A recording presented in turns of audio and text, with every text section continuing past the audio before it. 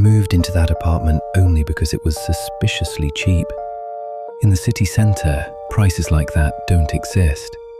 But the realtor said the owner needed to rent it out quickly, no questions asked.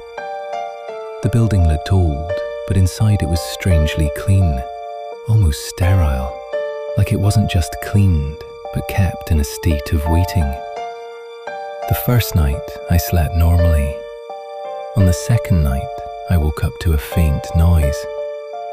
At first, I thought it was pipes or neighbours, but the sound was too consistent, like someone was slowly dragging their fingers along the inside of the walls.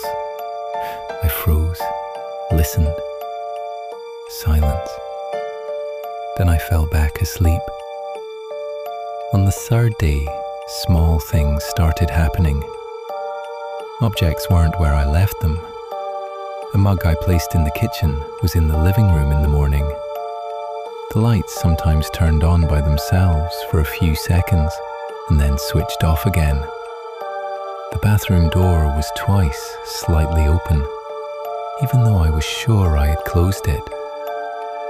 I started blaming fatigue until one evening I said out loud, almost joking, "If someone is here, give me a sign." The light flickered once. I froze. For a second I tried to convince myself it was a coincidence. Then I went to sleep, but I couldn't rest properly anymore.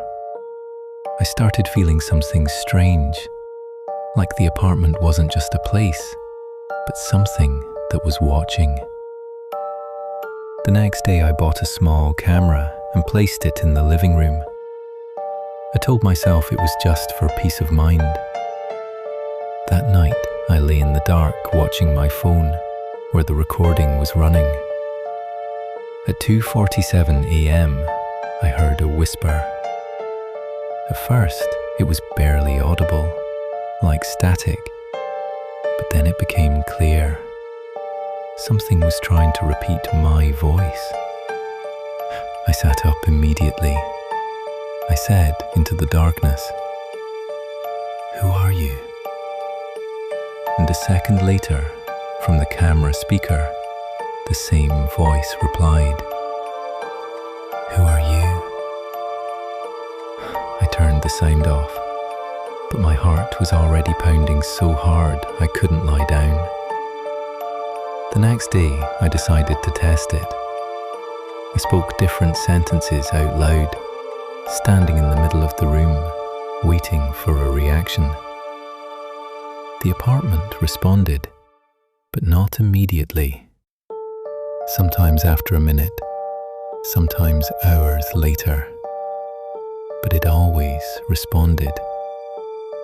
Not directly at first. First light, then sound, then the repetition of my voice.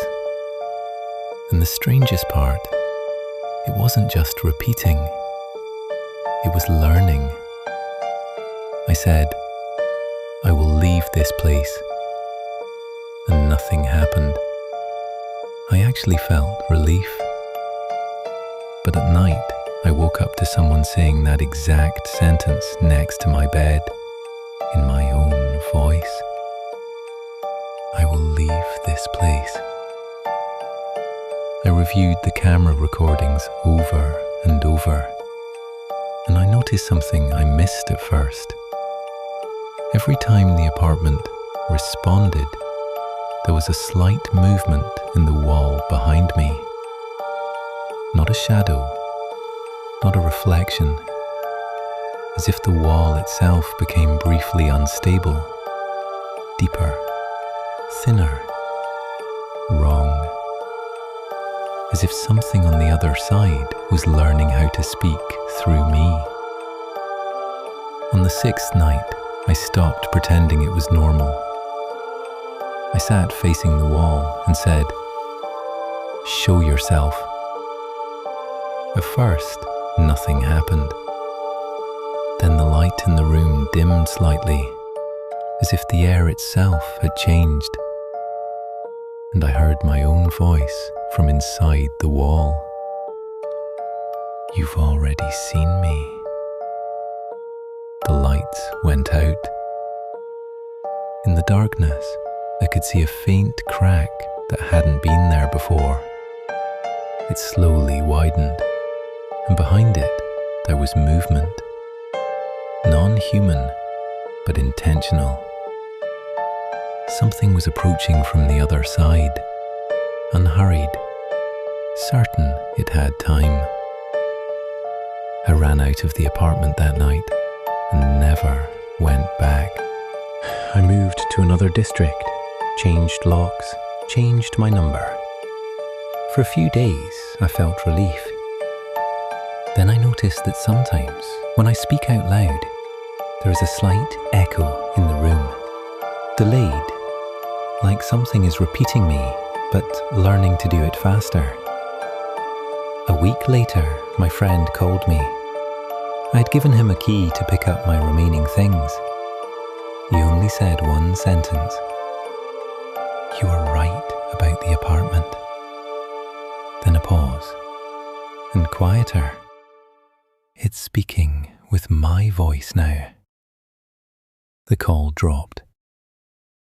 Since then, I try not to speak too much in empty rooms, especially at night, because sometimes when everything gets too quiet, I hear someone slowly repeating my words from the other side, almost without delay.